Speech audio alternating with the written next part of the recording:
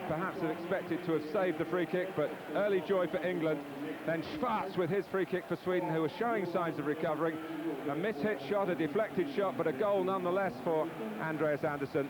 And then tremendous fortitude here from Johan Mjällby. Trouble for England. They're 2-1 down in Stockholm at half-time.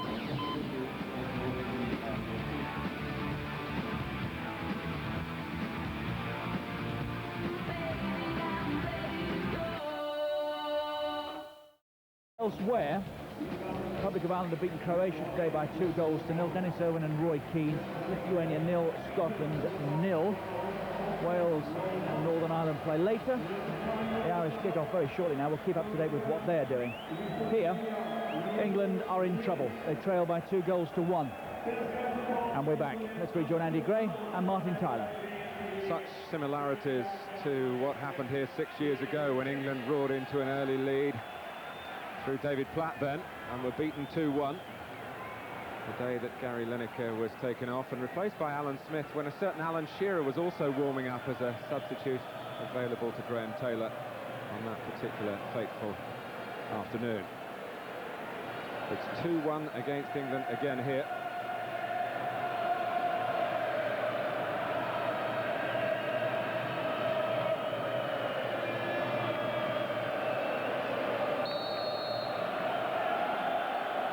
England with plenty of work ahead.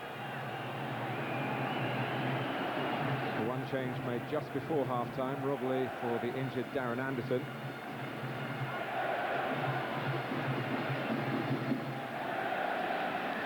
It's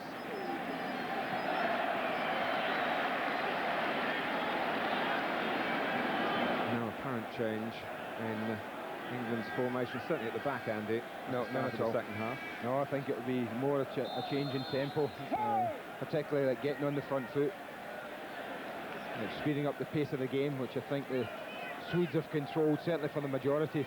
After 50 minutes, I said that Glenn Hoddle would be happy, no real scares and a goal ahead.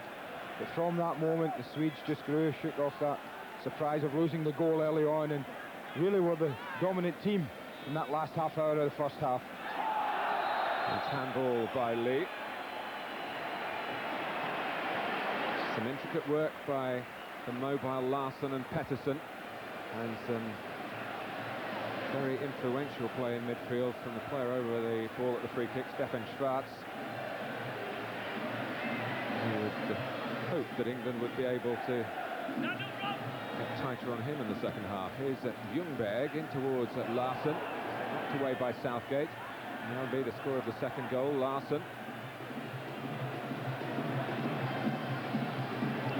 Steered forward by Adams. Seen very little of Michael Owen.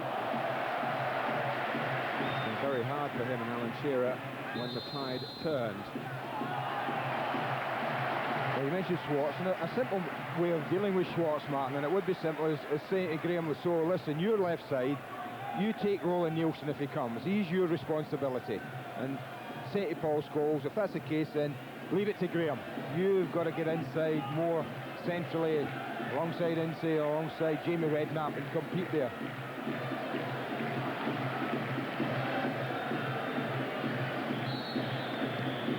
Marks takes the free kick. Adams, who I must say I have seen looking sharper. He wigged out before the team was announced. Just these ankle problems. Redknapp. It's just got it away from Pettersson to Lee. Southgate annoyed with himself in the butt of the crowd at the moment, and some of them. I mean, there's still no need for England to do anything other than play, Martin. There's certainly no need for panic at this particular moment in time. The Swedes have shown that you can go a goal down in a half and still come back and reply, and that's what England will be thinking. I said before the game I didn't think a draw would be a bad result against this side. At the moment, the draw looks a pretty good result. Lasso. England must try and find some supply for Shearer, who's just turned away down in front of us in annoyance that attack broke down. Well, that's what I said at the beginning when I was asked a question earlier about would they mark Michael Owen man for man. I said I didn't think they would upset the shape of their side to do that. And what they would concentrate was on the supply and try and deny Owen and Shearer a supply line, and that's what they've done pretty well throughout this match so far. Ljungberg, screening it away from Itz. Bags of confidence, the 21-year-old midfield man for Sweden. Campbell, in goes at Ljungberg to anticipate where the header might drop. Adams, only as far as Mjällby. Roland Nielsen pressing England back with that header. Drops to Ljungberg. I mean, they've got a lot of players back defending, but they're not getting a touch of the ball until the corner was conceded by a block from Graham Lasso. Well, there must have been 4 or 5 attempts, Martin, to clear the ball with a header from the edge of the box. And what's been typical of the game is that 4 or 5 times when it dropped, a Swede was the player to pick it up and not a red shirt. They've got to start winning a little bit more of the scraps in this game to turn the tide their way. Well, David Seaman gets there with the fist. Knowing his high standards, I don't think he'd be happy, certainly with the first goal that Sweden got here, and maybe not the second as well. In goes Pettersson. Just his mere presence enough to make Adams have to knock it behind for another Sweden corner.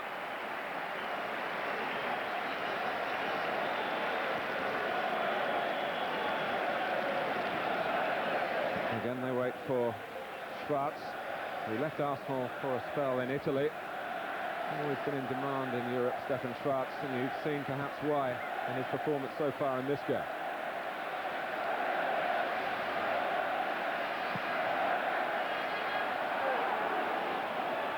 It's Patrick Anderson who caused the initial problem. Now a chance maybe for Michael Owen to show his sprinting capacity against Cormac.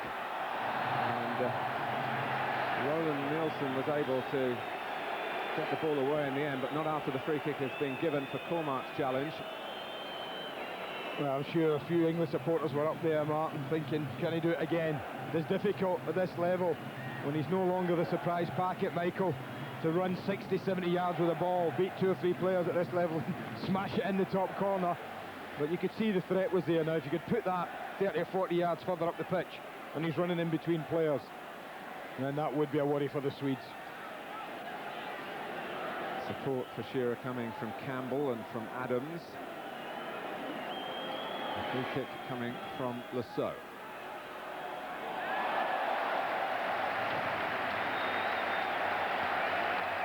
Adams beaten to it by Björklund.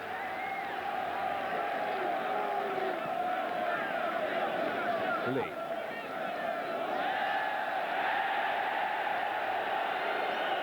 And they get the throw.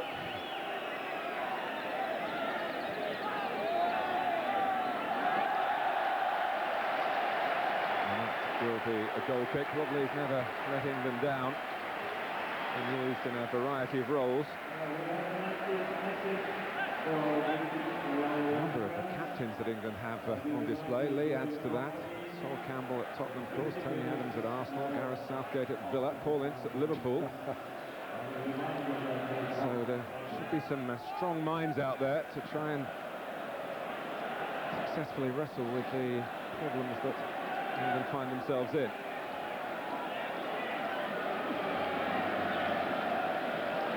There's the England captain, Redknapp. That's what they've done well, the Swedes, Mark. They've pressed and harried and made England play it a little bit quicker than they would like.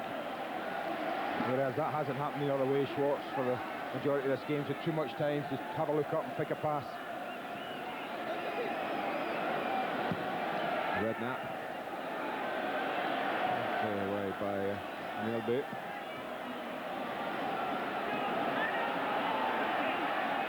Scholes got there first ahead of Andreas Andersson. Larsen. Well, Andreas Andersson, I think at times looked for Newcastle overshadowed by some of the company that he keeps, as if he doesn't really believe in his ability to be out there playing in the Premiership, but he certainly served his country well in this game with a late call into the team. Owen. Ince in behind the Redknapp, who'd actually gambled to dart forward had the ball been better crossed. his clubmate. Got a bit rattled there by Ljungberg. And the headman showing some anxiety with the ball at his feet, but headed on by Björklund. Well, that's a little better from England. He's starting to push Sweden back.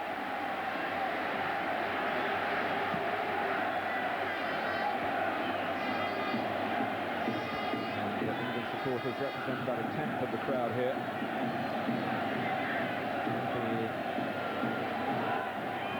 Making a little more what has been produced since the restart, but no change on the scoreline, which was turned around so dramatically. 2 goals in just over 2 minutes.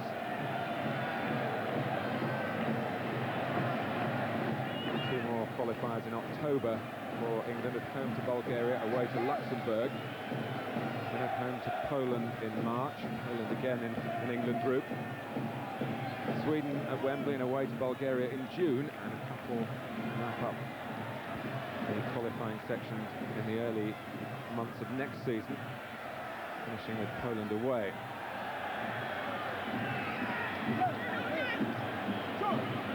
Only, as I said in the first half, only the winners of each group automatically qualify, and the best runner-up, and there's only really a play-off between the other 8 runners-up, allow the World Cup qualifying group for Europe.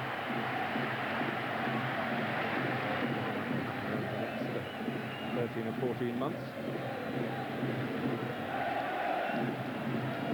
Finals, I'm sure many of you know, in Holland and Belgium. Both those countries qualifying automatically as co-hosts. Here we have the hosts of 92 leading the hosts of 96 by 2 goals to 1. Pettersson. But he's still going. Tony Adams got wrong side, simple as that. He got too far over. Pettersson just used his body and turned away from him.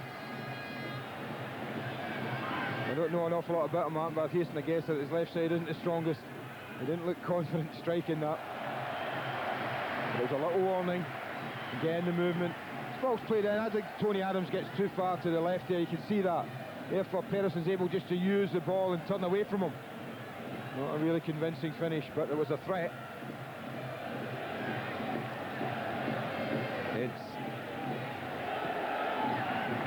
Tony Adams has had some critical comments attributed to him in his new book about England's system of defending. 2 goals conceded against Romania, 2 against Argentina, 2 here today. It's 3 of the last 4 games. Kicking off referee Colina for the Swedish coach, Tommy Cederberg. Most amiable man, and I wouldn't like him to get so agitated.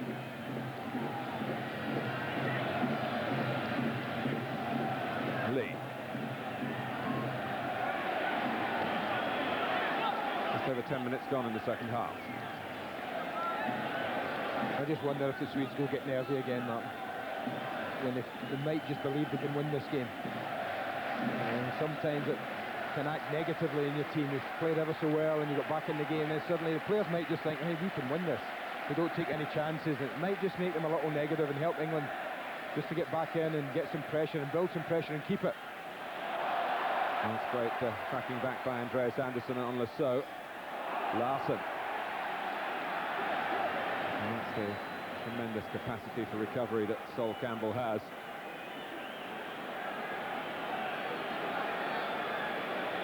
Redknapp.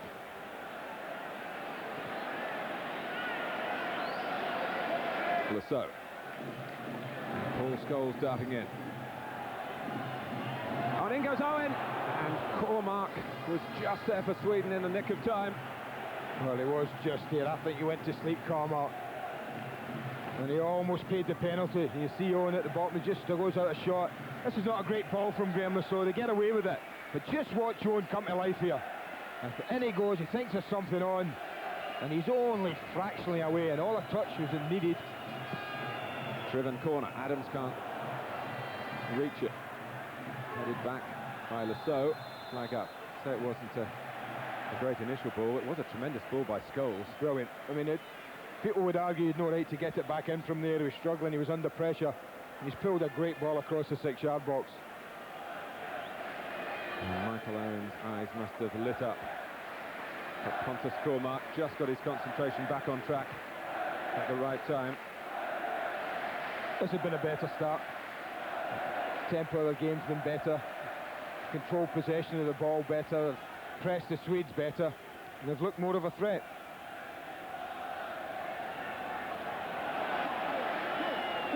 There's Melby doing what he's been brought into the side to achieve in midfield, just getting across to make that interception. They're in pressing forward, just a note of caution's required from England. Because there's no doubt that in the front two, Persson and Larsson, they've got enough movement, pace and ability, but if England go to sleep, lose concentration at the back, well, they're capable of punishing them. And I don't think England are any way out of this game. Jamie Redknapp's return after a broken ankle playing for England at Old Trafford against South Africa 15 months ago. Pedersen and Ljungberg not quite on track then. Well, Pedersen's idea was the right one. He was the one nearest the ball who went over it. Youngblood's job then should have just been to turn it back into his tracks. Redknapp. It's over robust by Mjölby. Ince. Well, there was a ball onto the left-hand side to Lasso. Andreas Andersson on the move.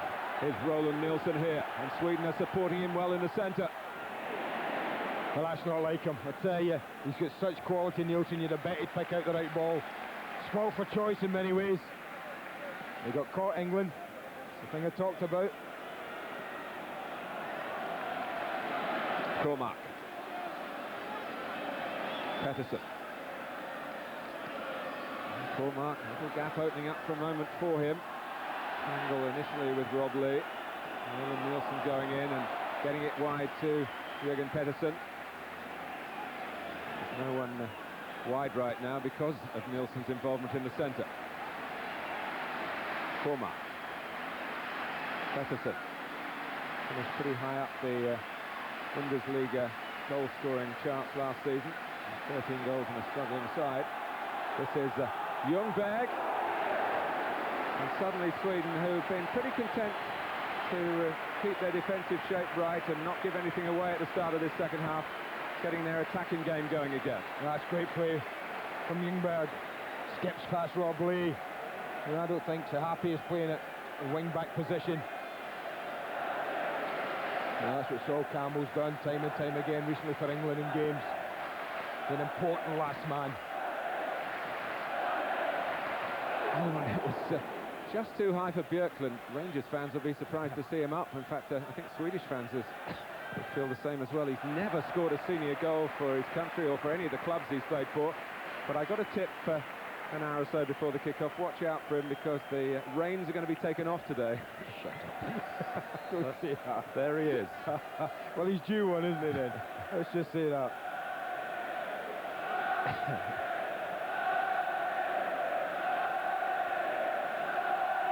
Björklund and Mjölby and Patrick Andersson, the number 3. As Sweden look for goal number 3. Certainty again, and it drops for Henrik Larsson. Corner. I tell you what, Martin, if Larsson could have taken that on his chest and then volleyed it, they might have been in trouble, England. It's the fact that you watch here, he doesn't get there, David Seaman, but if he controls it now and then volleys it, then they don't close him down. The fact that he let it drop and then he had to wait for it to come down again just gave the players enough time to close him out.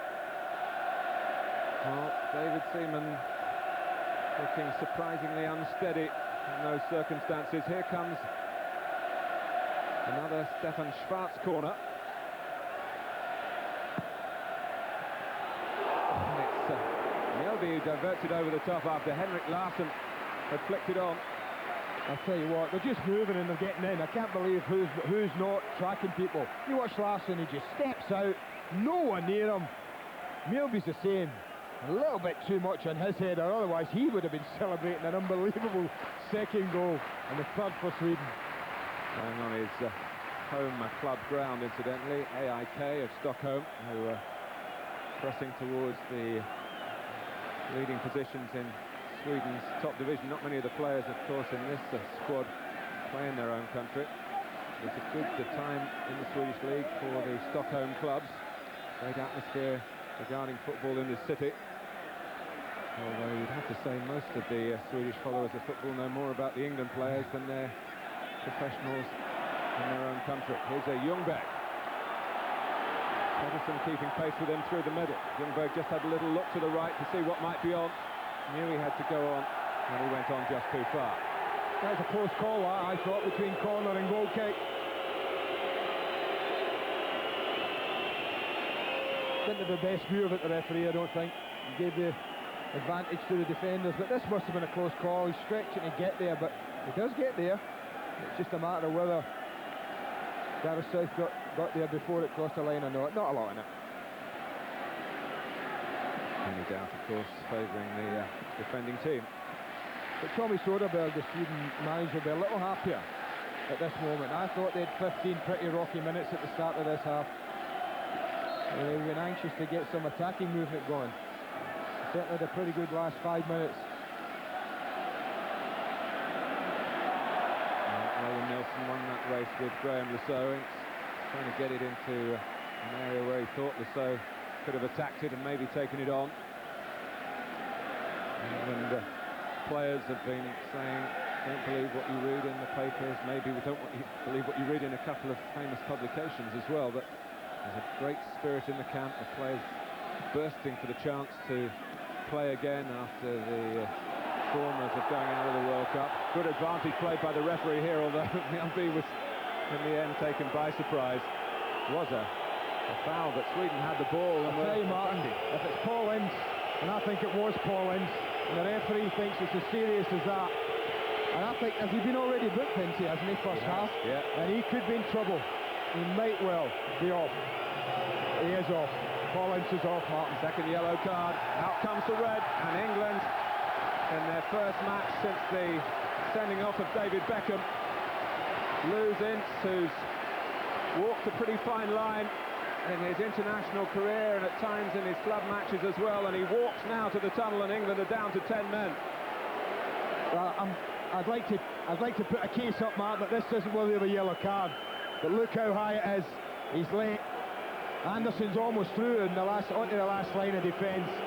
I think that's a yellow card, and having already been booked, it's hard to plead a case. Well, England, who only prior to the World Cup finals had ever had 4 players sent off in the whole history of England internationals, have now had back-to-back dismissals under the guidance of Glenn Hoddle, and now he needs all his strategic ability to get a side sorted out here. A man down, a goal down.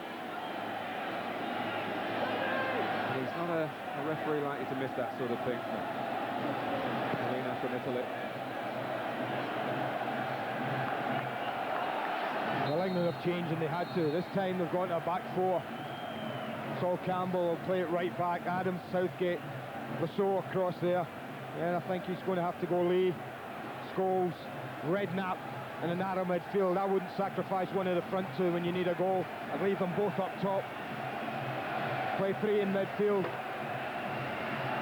And just hope that you can get a little break, even from something like this. Sol Campbell came so close to taking England through against Argentina with a header from this side. And it's Sol Campbell going in again, kept alive by Scholes, and Campbell once more. Well, that was a clash. I'd blow the whistle quickly, and he has done. It seemed to be an awful clash of heads. As that ball bounced about, well, there's the evidence. That's Patrick Anderson. Well, this ball was being contested. Everyone wanted to win this one. It's popping up, it's 6 yards out. Oh, that's an awful clash. That is an awful clash. Both players totally committed to the football. Sickening blow.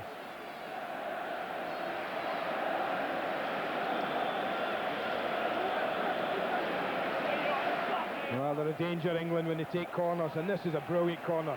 It was attacked all the way.